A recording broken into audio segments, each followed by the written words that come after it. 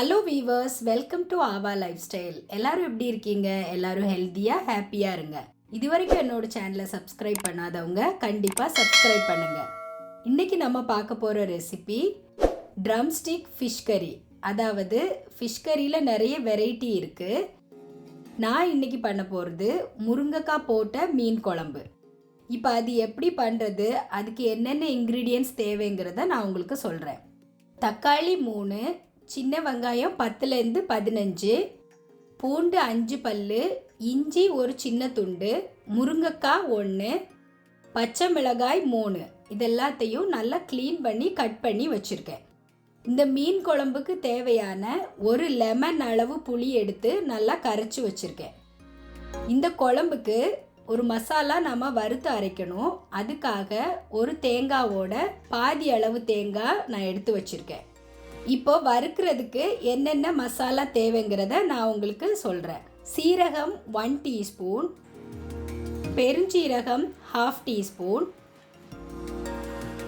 மிளகு 1 டீஸ்பூன், மஞ்சள் தூள் 1/2 டீஸ்பூன்,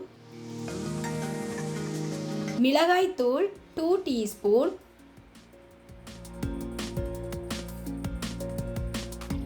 மல்லித்தூள் 3 டீஸ்பூன்,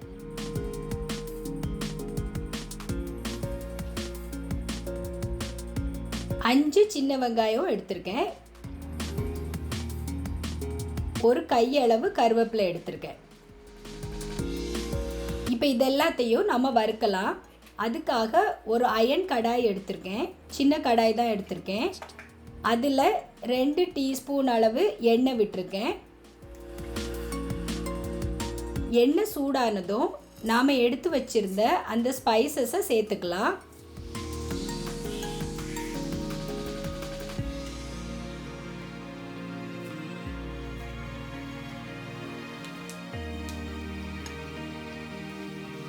அதை ஃப்ரை பண்ணிக்கலாம்.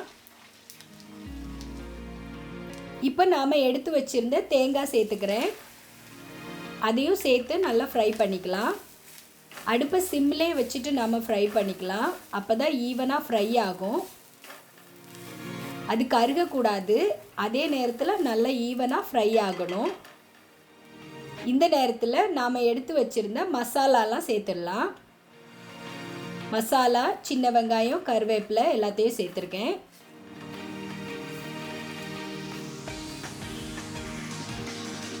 சேர்த்து நல்லா வறுத்துக்கலாம்.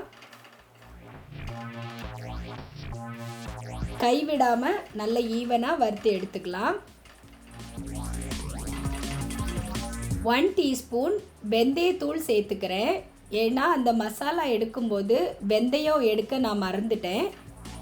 அதனால் நான் ஆல்ரெடி வெந்தயம் வறுத்து பொடித்த பொடி இருக்குது என்கிட்ட. அதில் 1 டீஸ்பூன் சேர்த்துக்கிறேன். நீங்கள் வறுக்கும்போது முழு வெந்தயம் கூட எடுத்துக்கலாம். மசாலா வறுத்துட்டேன். இதை நம்ம ஆற வச்சிடலாம். ஆறுனதுக்கு அப்புறம் தான் அரைக்க முடியும். இப்போ நாம் மீன் குழம்ப ஸ்டார்ட் பண்ணிடலாம். அதுக்காக ஒரு பெரிய மண்சட்டி எடுத்திருக்கேன். அதில் 2 டேபிள் ஸ்பூன் அளவு எண்ணெய் விட்டுருக்கேன். நான் நல்லெண்ணெய் தான் விட்டுருக்கேன். நீங்கள் உங்களுக்கு என்ன எண்ணெய் தேவையோ நீங்கள் விட்டுக்கலாம். அது சூடானதும் 1 டீஸ்பூன் ஸ்பைசஸ் போட்டிருக்கேன். அது என்னென்னா கடுகு, ஜீரகம், பெருஞ்சீரகம், வெந்தயம் இதோட கலவை தான் போட்டிருக்கேன். எக்ஸ்ட்ரா ஒரு 1/2 டீஸ்பூன் கடுகு சேர்த்துருக்கேன். அது நல்லா ஃப்ரை ஆனதும் நாம் கட் பண்ணி வச்சுருந்த இஞ்சி பூண்டு சேர்த்துக்கிறேன். அது நல்லா ஃப்ரை ஆகட்டும். இப்போ நாம் கட் பண்ணி வச்சுருந்த சின்ன வெங்காயம் சேர்த்துக்கலாம். பச்சை மிளகா சேர்த்துக்கிறேன். பச்சை மிளகாவும் சேர்த்துட்டு நல்லா வதக்கிக்கலாம். இப்போ வெங்காயம் வதங்கிடுச்சு. இப்போ தக்காளி சேர்த்துக்கிறேன். தக்காளியும் சேர்த்துட்டு நல்லா வதக்கிக்கலாம். தக்காளியும் ஓரளவு வதங்கினதுக்கப்புறம் நாம் கட் பண்ணி வச்சுருந்த முருங்கைக்காய் சேர்த்துக்கிறேன். முருங்கைக்காவையும் சேர்த்து நல்லா வதக்கிடலாம்.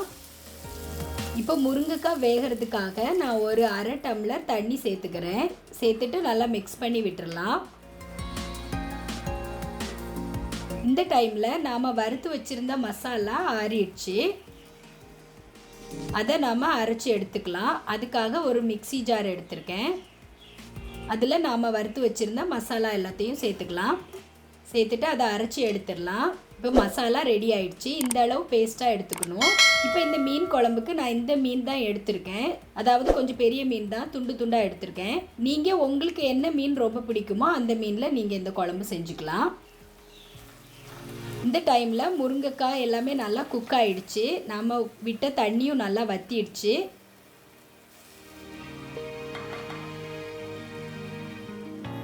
இப்போ நம்ம அரைச்சி வச்சுருந்த மசாலாவை சேர்த்துக்கலாம்.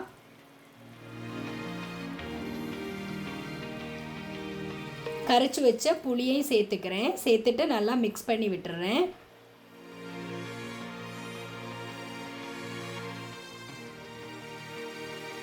இப்போ நம்ம அந்த மசாலா அரைச்ச ஜாரில் தேவையான அளவு தண்ணி விட்டு அதையும் கலந்து அதில் விட்டுறேன்.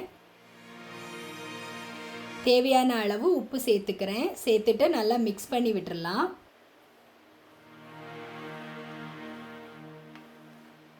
இப்போ குழம்பு நல்லா கொதிச்சிருச்சு. இந்த டைமில் நாம் மீனை சேர்த்துக்கலாம்.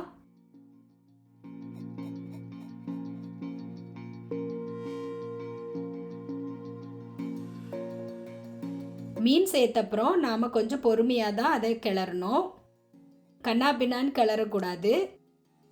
கொஞ்சம் கவனமாக அதை மிக்ஸ் பண்ணி விடணும். அப்போ தான் மீன் உடையாமல் நமக்கு வரும். கொஞ்சமாக கருவேப்பிலை சேர்த்துக்கிறேன். கருவேப்பிலை சேர்த்துட்டு அதை மெல்லமாக கொஞ்சம் மிக்ஸ் பண்ணி விடுறேன். நம்ம மண்சட்டியில் குழம்பு வைக்கும்போது அப்பப்போ கொஞ்சமாக மிக்ஸ் பண்ணி விடணும். இல்லைன்னா அடி பிடிக்கும். அதனால் கவனமாக பார்த்துக்கணும்.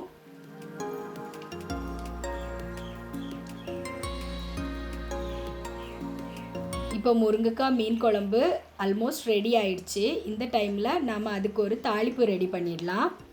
அதுக்காக ஒரு தாளிப்பு கரண்டி வச்சு 2 டீஸ்பூன் தேங்காய் எண்ணெய் சேர்த்துக்கிறேன்.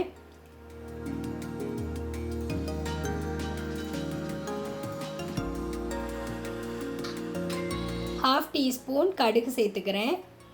1/4 டீஸ்பூன் வெந்தயம் சேர்த்துக்கிறேன்.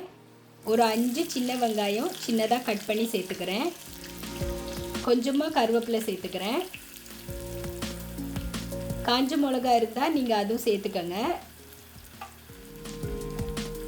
ஒரு ½ டீஸ்பூன் காஷ்மீரி சில்லி பவுடர் சேர்த்துக்கிறேன். சேர்த்து இதை நல்லா ஃப்ரை பண்ணிக்கலாம். இப்போ மீன் குழம்பு ரெடி ஆயிடுச்சு. நான் அதை எடுத்து வச்சுட்டேன். அது மேலே நாம் ரெடி பண்ண இந்த தாளிப்பு சேர்த்துக்கலாம். அது தேங்காய் எண்ணெயில் ரெடி பண்ணும்போது அது அந்த மீன் குழம்பு கூட சேர்க்கும்போது நல்ல ஒரு வாசனை வரும். அதே நேரத்தில் டேஸ்ட்டும் ரொம்ப நல்லாயிருக்கும். இப்போ அதை மெல்லமாக மிக்ஸ் பண்ணி விட்டுடலாம்.